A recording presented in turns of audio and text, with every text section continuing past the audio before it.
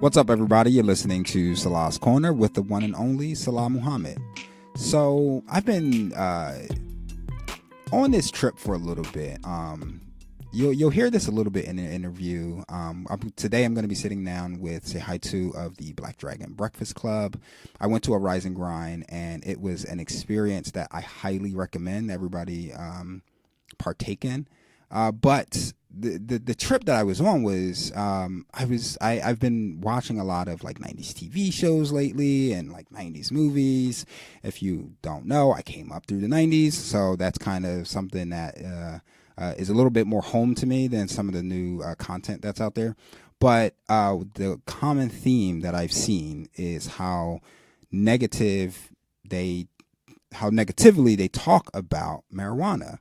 And I even went on YouTube and found this old like weed commercial about like not smoking and like how it made you appear so lazy and stupid, and you don't want to get a job, you're gonna end up in jail. And I'm just like, how? Like, when has that ever been the case? And then I see some of these industries that are popping up and that are dominated by white people. Yeah, all of the negative things that they say about black people are what they correlate marijuana to. So I had this conversation with Tsehaitu today, talking about those specific things and readdressing and creating those safe spaces for people who know that marijuana is therapeutic. It is something to be enjoyed. It is less harmful than alcohol. Probably less harmful than actually even like owning a gun or driving. All of those things that is supposed to be normal in American culture that cause more deaths than marijuana do. So we're going to talk about that coming up on Salah's Corner.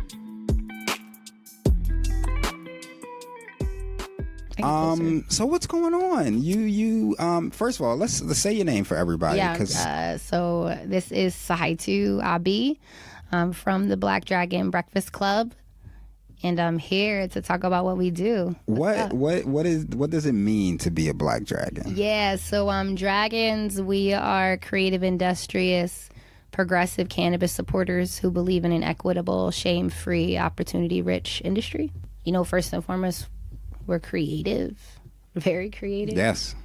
Oftentimes, people who come to our events are chefs. They have some type of product that they're making. We're extremely industrious. Like, I won't lie, we ain't got no money out of the yin yang. And even once we do, we'll still be resourceful, in that sense of industrious, right? Like, I have a skirt on and a pair of shoes and a pair of sneakers. And then just in terms of our industry, in any industry, there can be the greed, there can be the whatever. So we look at it, there's enough for all of us, first of all. Absolutely. So opportunity. And don't be ashamed of it. Ain't nothing to be ashamed of. We all got issues. So let's create that space to be open. So the dragons, in addition, are people who we rise and we grind. We not the stoner. I mean, if I want to, you know what I mean? But we're the type of people who can wake up early in the morning, have some coffee, go for a run, maybe smoke before or after, who knows? But we can hold our own. And I prefer cannabis personally over alcohol. I can control myself more. So I'm not saying you have to be that way as a dragon, but those are just some of the, characteristics of a dragon. So let's go back a little bit. Where did the name come from? Yeah. What got you involved with everything? So my business partner, currently, we came up with the name, because, the idea of fish. And so a long time she had been using the term dragon. Together, it was Black Dragon. We had an idea of doing some type of supper club of sorts, some type of nighttime thing. And then but we wanted to do it during the daytime because we would connect and we have these like energetic, meetings. And it was like, we should do this during the day. So that's kind of where the Black Dragon Breakfast Club came in. But prior to that, I'd actually went to a conference and started Cannabis Noir, which is another company. So I started that off with this other woman. But, oftentimes we start things off with people we don't know. And it's not always the right match. So I was like, bet, keep that. I'm going to go do something else. Right. So I had paused for a little bit, but just continued to kind of research the industry and look up other folks that were doing stuff here in Philly. And that's kind of when the thing with Black Dragon Breakfast Club came about with Chantel. And her background was in veteran organizing, people against the industrial complex. Mm-hmm. And then my background is in labor organizing. So we really connect on the part of, it's not just, getting high. It's not just we're dragons and, we like to get together. We're very passionate about changing the laws and making sure that our Black bodies are safe. It disturbs me completely to know that I've lived in Philadelphia, Hawaii, California, and to be in Philadelphia where we still have young boys on the corner selling dub sacks, trying to be entrepreneurs. Yet in Cali, my white ex-boyfriend was making $100,000 with his plants legally. Now, in both cases, there's issues that you're dealing with. Right. But my white boyfriend was fucking okay. And these young bulls are not okay. Nah. So I'm not okay with that. That shit bothers me. So when I have hella people who smoke weed but don't do nothing, are not progressive, and then think that they don't know how to, I know how to because I've been in grassroots movements. So there is a way. Take a step back. I was watching... What TV show I was watching? I think it was the Wayans Brothers or something. And there's this episode, and it just made me think about like coming up through in the 90s and all of the, oh my God, you found a joint in so-and-so's bag. And it's such the negative stigma that was associated with smoking weed. You were dumb, you were lazy, all the tropes that are associated with Black people. Yet it's white people who the majority of, at least right now, that are monetizing this industry and capitalizing on all of this growth that are taking place. I was in the mall today and I saw in King of Prussia Mall, there's like this CBD kiosk thing. And it's just like, these companies are truly monetizing off of this. Meanwhile, the negative stigmas are still in place for Black people who will be on the corner trying to sell some bud. Yeah, it's definitely economics. It's definitely just supply and demand. It's definitely just mergers and acquisitions. It's definitely just like who's getting in first. It's definitely just who do you know. It's definitely just white people about to benefit on this. Fuck Black people. Yeah, it's just like when they said one drop, use a nigga.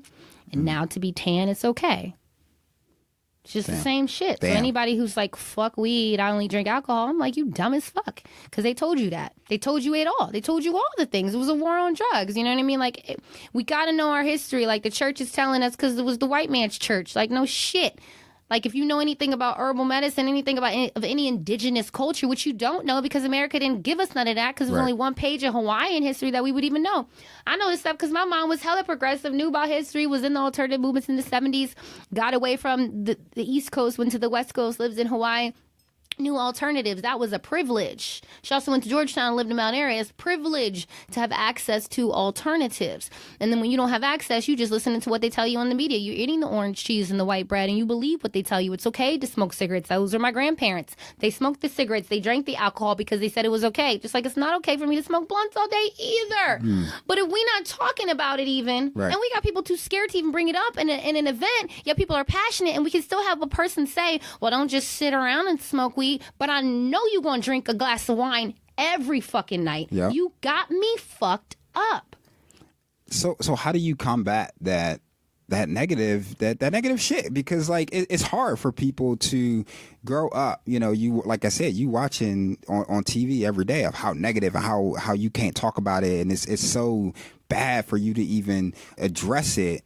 Yet now I'm older and, all my friends are smoking and shit. And I'm hearing all of these healing and therapeutic elements of marijuana, yet it's such a negative thing to even talk about. Like, how do you combat that, especially coming as an organizer? Oh, that's not even an issue for me. Because I just know that it's misinformation. Yeah. And so I understand when someone is misinformed, there's no need to attack them for their misinformation. They just don't understand. I realize that my knowledge is a privilege. And so therefore, I try to find ways to make it accessible to those that wouldn't quite find me accessible. I know that blunts aren't good, but there's something about me smoking blunts that I know is approachable. And I know it's not good that's not a good thing, but like, I like it when like a young bull feels approached. He feels like he can approach me because like I'm smoking a blunt. You know what I mean? Right. And then I can open up a conversation about relatable. What the fuck is wrong with your colon? You know what I'm saying? Like, what you eating? Just because I think popular media makes it look like it's for white people, or it's just like for different types of people. And good health is for everybody. My stepdad's Jamaican. They're Jamaican. And he knows how to cook the best food. He's Rastafari, the whole thing, you know? Like, it ain't being about black or not. It's just that we live in the concrete jungle. There's no plants. There's food deserts. Like, I'm not going to get mad at somebody for not understanding and knowing. I also do know that, like, people are small-minded, and it's easy to be small-minded. And I was lucky enough to grow up in a home that was very open-minded. And then even in high school and college, growing up in Hawaii, so even more so open-minded. So I really don't know what it's like to have that restriction of, like, thought. I have always been in spaces where I was allowed to think. I was raised to be a critical thinker, to question. So, yeah. So it's almost easier for you because your experience is not as I guess homogenous to American culture. Like, I grew up in with Indian folks. I'm Ethiopian. Grew up in Hawaii. Like, is my middle name. Like, we got so many levels of appropriation and cultures in my whole world. Like, I'm Ethiopian because my mom wanted an African baby. She wanted a child that had roots. So, like, I've been in this space. Like, what's trending now, I grew up in this. I was the weird kid that couldn't wear deodorant because my mom was like, "You're not finna get cancer." So I had to stink in class because the crystal deodorant wasn't that good back then. So I was the girl putting essential oils on her arms on a bus. By the time I got to lingual block, Houston, I'm already stinking. At the same time, I'm also the one that's rebelling and eating the tasty cakes. But then, like, later on, because I wanted to assimilate. I wanted to be like everybody else. But now as I get older, I'm like, oh, my God, that was just education. I still struggle because I want to assimilate because, I don't know, I feel like there's something about you get all this information when you just hold on to it and go live in paradise. And maybe that's wrong. I don't know. My mom hates me for being here. She's not impressed with anything I'm doing because I'm living in Babylon in the bad concrete. She's like, "What's wrong with you? Why are you living with these fucking niggas? Like, what's wrong with you? I already told you where to go. Oh, you ain't get no job? I know you ain't get no job. Oh, they playing you at rec? I know. They don't give a shit about you. I know. I didn't raise you to be up in here." You about to open up a can of worms. With the rec thing, but can of worms. But we gonna save that for a podcast for another day. So what brought you back out to Philly then? Was it just the movement? Was it? Oh my goodness! Well, brought me out. I hadn't seen my dad in 26 years. Him and my mom met in Hawaii, and he actually was a weed grower in the 80s. So the 70s, the 80s, there was a lot of black Americans, a lot of different cultures who were finding alternative ways to live. So they lived out in Berkeley, moved out into Hawaii when the crack epidemic was getting hot and rents were raising. So there was like raise a village, raise the family with the village. So they were growing bud out there, but that was around the time when they had a lot of like black informants, a little after Black Panther. They trained a lot of black people to be informants. Yeah. So there was an informant that kind of like got into our camp in Hawaii. So long story short, my dad didn't end up raising me. A lot of differences. Him coming from Ethiopia, worked for his father, worked for the government, like just different cultures. We talk about Africa and African Americans. We're talking about completely different cultures. There's so much that needs to happen. So long story short, I've been living in Hawaii and in California, and I wanted to visit my dad. I finally saved some money. At the time, I was living on my boyfriend's property, which was a bud farm. This was the first time I had ever been able to make enough money to even be able to afford a trip to Ethiopia. Because before that, I've been in college. My mom's a single mom. I'm in Hawaii. I haven't seen my dad my whole life. So it's like, if I go anywhere, if I get some money, I gotta go see my dad. Gotta go see my dad. Gotta go to Ethiopia. So I saved the money, and I went to Ethiopia, and I met my family for the first time. And then some crisis broke out because crisis broke out, and I left 10 days later and got a one-way ticket back to Philly. And I had happened to at that time I found out my boyfriend got in a big argument, and he's a bit abusive, and so I was back in Philly, just chaos is going on, and I kind of liked the rest. I saw there was a restaurant industry, it was kind of cool. I was like, restaurant industry is big in Philly. Yeah, it's kind of hip. I was like, okay, cool. And in the past, I had been a organizer for service industry folks over at the airport. So I got in union for all the food service workers at the Honolulu International Airport. So dope. I know about the server life. So there was part of me like, yeah, let me try this out. I could do this. My friend was serving at one of the restaurants. She's now the owner of the Sable Collective. And so there was like, maybe I'll stay. So I went back to Cali, closed up all my stuff, got a credit card because I had to break up with my boyfriend, left my dog, shipped my car over, and moved here and stayed with my stepdad, applied for a bunch of jobs. I ended up going to D.C. and worked for a labor union at a certain time, helped raise the minimum wage to $15 in D.C. Worked at the Capitol, helped organize like Ethiopians. Ethiopians don't come. East Africans don't come to America to be revolutionaries. They come to make money, right? They don't have that same issue. Anyway, I came back here, and then I was working for AFT, American Federation of Teachers, organizing graduate students at the University of Pennsylvania, and getting my master's at Lincoln.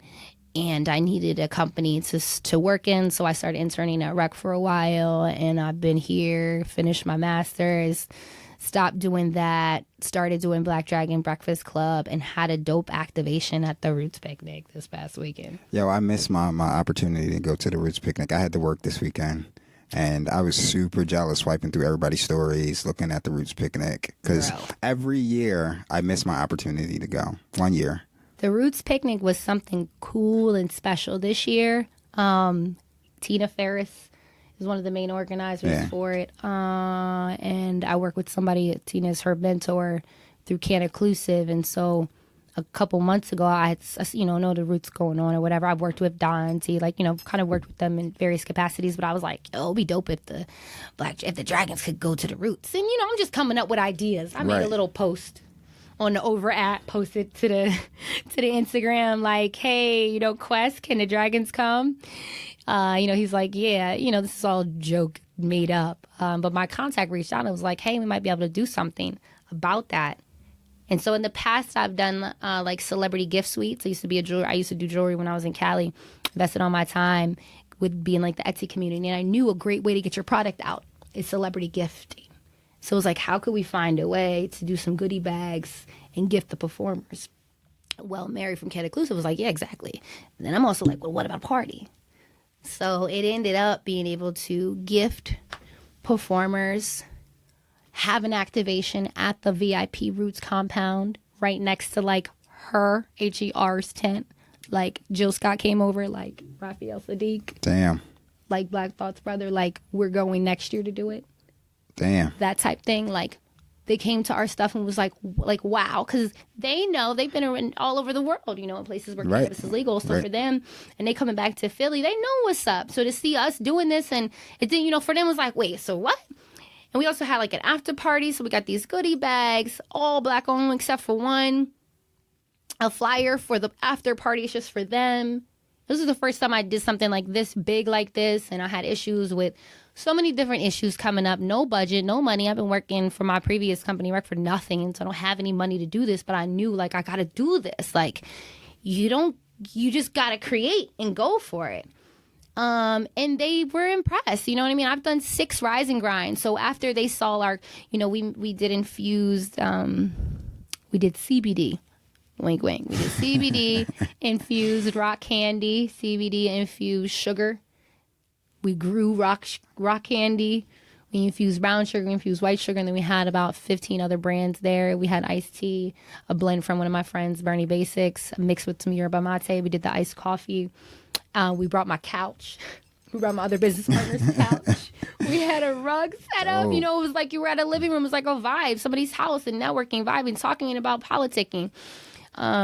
It was vibe, and what I did came out of such a genuine place. You know what I mean? Like, I just genuinely give a fuck about this. I genuinely do. And I genuinely am not thinking about the money. Because if I did that, I'd probably kill myself. Yeah. Because to think about, I just cannot be motivated by money. I'm too smart to be motivated by money. Because if I was motivated by money, I would do bad things. Because that's what America sets you up for. So be motivated by just like wanting to get these brands in people's hands and make sure that the performers got what they needed. Just do a good job, be a good girl, kind of, type energy. Yeah, absolutely. It worked. And like, I'm not sure if I'm supposed to say this, but like I had somebody, an international marketing exec come to our party, like met us there, come to the party, wants to co-sign my brand. Like wants me to like everything I wanted. That's because dope. I see the cannabis industry really infusing the entertainment industry, especially for young artists, especially like young rappers, really have a great opportunity to collab and partner with brands, cannabis brands, because these cannabis brands are white. And they do not know what the fuck they're doing when it comes to branding, and they don't care. They really just don't give a fuck. They're looking for somebody who already has a community here. They can hop on, and this can help you grow your business. And we better do it. Because if we not doing it and making some money off of it, ain't nobody else. Like, you got to figure out what is in play and then take advantage of that system and then be able to create, recreate another system. But you got to understand what's already available right now. You make that point, man, because so many of these industries are white driven. So many of these cannabis organizations are dominated by white people. Meanwhile, I know Krasner said he's not going to be, he's not going to be prosecuting these low-level possession offenses. Right.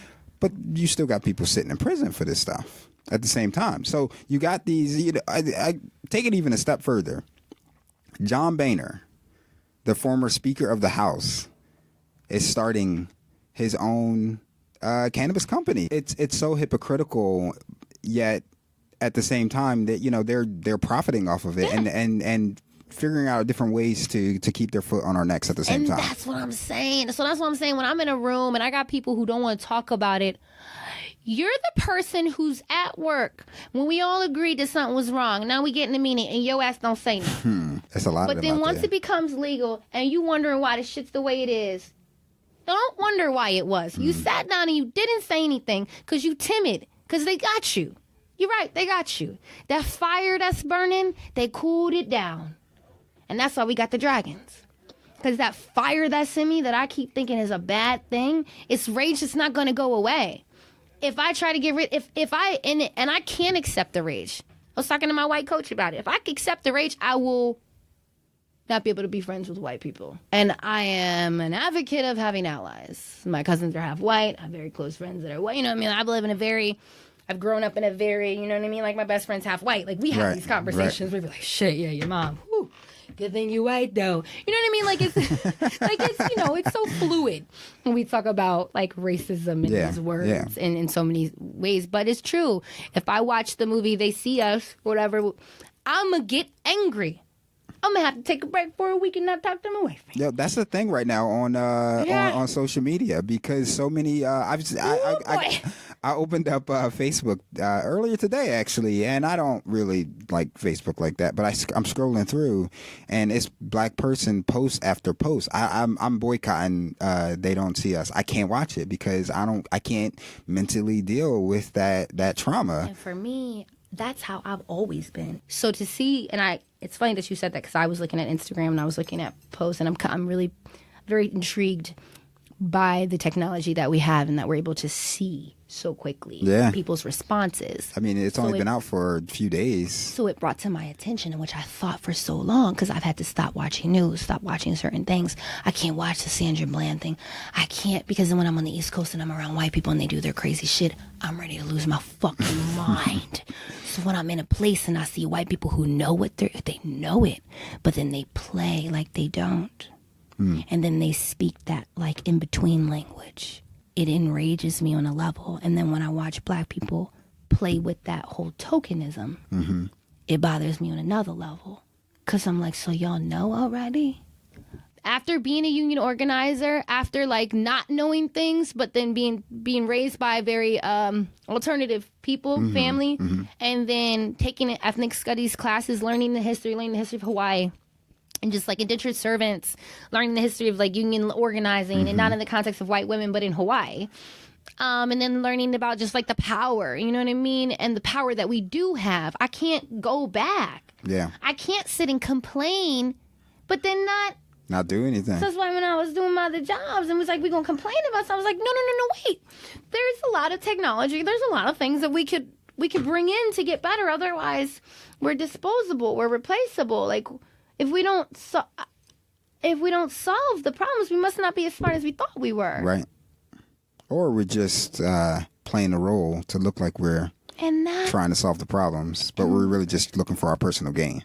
And the role playing in the personal game, I'm my way because I'm righteous and I try to keep this shit right. That's why my energy is often magnetic. And the times that I was cold inside because I was working in places that was killing me, that's why. Because I was protecting it. I didn't realize it, that I was protecting it in spaces where it's okay. It's magnetic because I do have love. There's love in my heart. True love in my heart. I'm not into we have been developed. Like I would imagine you've developed yourself. You're proud of what you've developed in yourself. And I'm still developing. You're right. And you're ever learning. You have integrity and you have things that you believe in. And I don't think a lot of people have that. So when someone says cannabis is bad, yep, nod your head and smile. I bet you do think that. What else you think? All right. So I've been to a Rise and Grind. And what's the experience like for those who have yet to attend? Because I have some people. So I went and I took pictures and like I posted it on my Instagram, and everybody, yo, where you at? Where you at? I need to get there. Listen, I'm gonna put you on to this. Right. You need to be there next time. Right. Tell them what they're gonna experience. Yeah. So the Rise and Grind is like if I had a house and I invited you over for coffee, that would be the Rise and Grind. But because I can't afford a house right now. The Rise and Grind is a place where you come early in the morning, Monday, 9 to 12. Bring some things, don't bring some things. Bring a friend, don't bring a friend. But be prepared to network in a safe space. We're creating spaces of the future. They don't exist now, but it's safe. So expect to get an email the night before. Expect to have to drop some cash app money somewhere or maybe pay at a door. And nothing free. Nothing free. Nothing free, but you're going to get something good. You know, I want to get good, okay? Expect a security guard.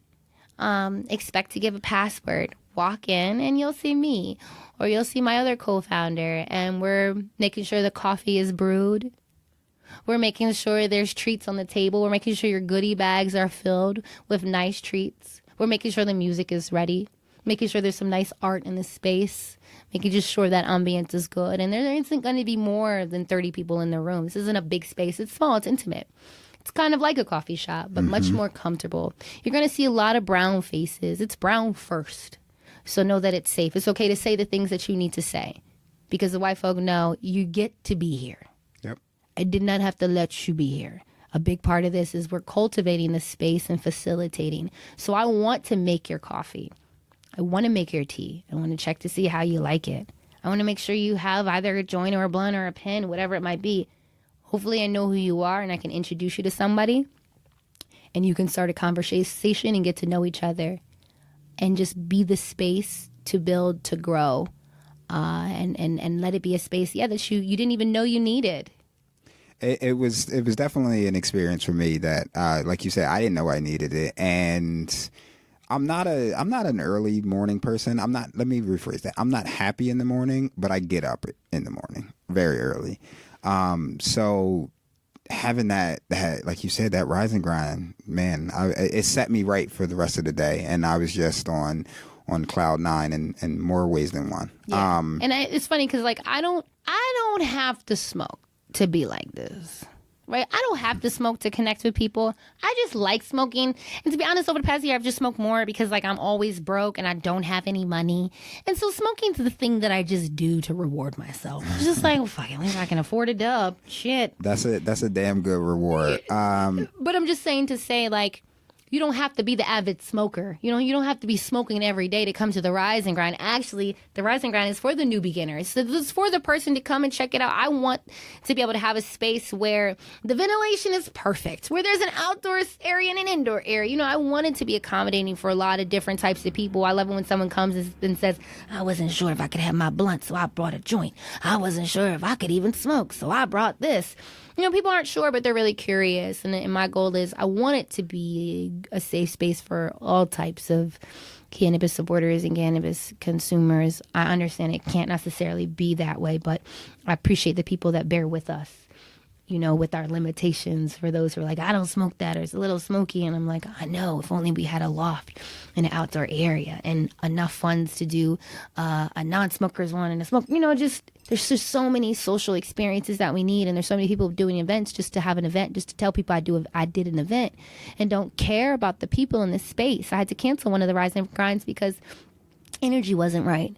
You know, I had to remember like my energy has to be right. Just like Saturday when there was so much going on, my best friend Shanti was like, but you got to get your energy right because that's why they're here. That's the only reason why they're here is your energy, is you. So get a line, call on the spirits. Like we brought in our ancestors on Saturday just to make sure we were protected, because that's what people want. So when the executive came up to me, it was the energy. He said, yo, it's just your energy. It's something about your energy. Like, that's what I go for. I felt it was good. And so when I was so nervous talking to this guy who wants to co-sign us, who's worked people like Drake Easy, my friend said, just be yourself.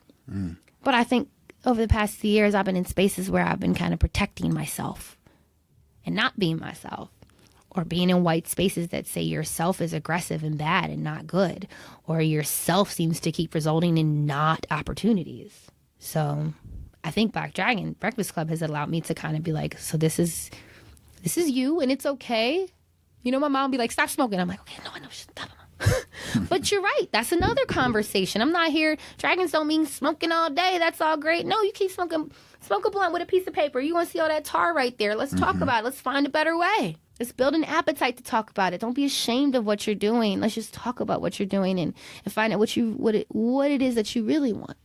Do you have another Rise and Grind on the works? Yeah, Juneteenth. It's also Lobby Day though in Harrisburg, and so I'm kind of like, they're gonna be bringing like hemp plants to the Capitol. Trying to see if I can get maybe like a bus, but then I also want to I want to have the space for the Rise and Grind, so right. I'm not really sure what to do.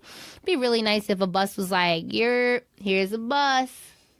You can take your Rise and Grind on the road. And we just all went to Harrisburg and smoked CBD cigars. Lit.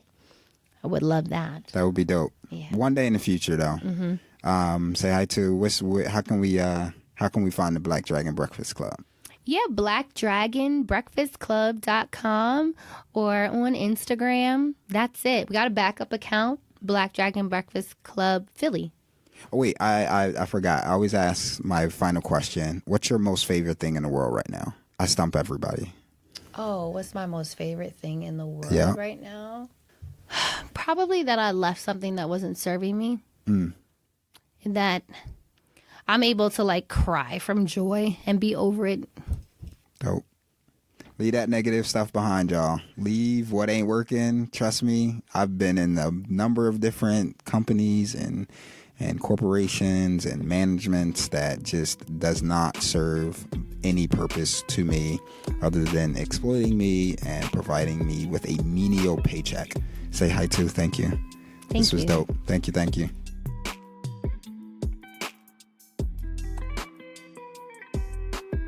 All right, y'all. I want to give a very special thanks to Tsehaitu for sitting with me on the podcast today. Thank you to all my previous guests and all my listeners for tuning in. I could honestly not make this podcast happen without you. And on that note, just as a way of supporting this podcast, I got something new coming. I got merch, y'all. That's right. I'm coming up. Salah's Corner t-shirts is on the website now. Go on, check it out. I have a few different designs. One says politics are personal because in fact it is. Anybody that tells you that politics isn't personal, that you're making it too personal, that it shouldn't be, you tell them your ability to find healthcare, your ability to get a proper education, your ability to find a job and provide for your family is personal. Politics are personal. Check it out. See the t-shirts right now on salahscorner.com, and there's free shipping, so you can't miss out on that. And if you're really, really interested, I got a good contest giveaway for those shirts, and some others that are coming down the pike as well. So as always, you can follow me on Instagram, Facebook, and Twitter at Salah's Corner. You got my new blog post that came out recapping the most recent primary elections that took place. Check that out at salahscorner.com. And again, thank you for always supporting me, and go out there and grab that merch, y'all. Walk around with the Salah Corners Politics Are Personal t-shirts. Until next time, peace, y'all.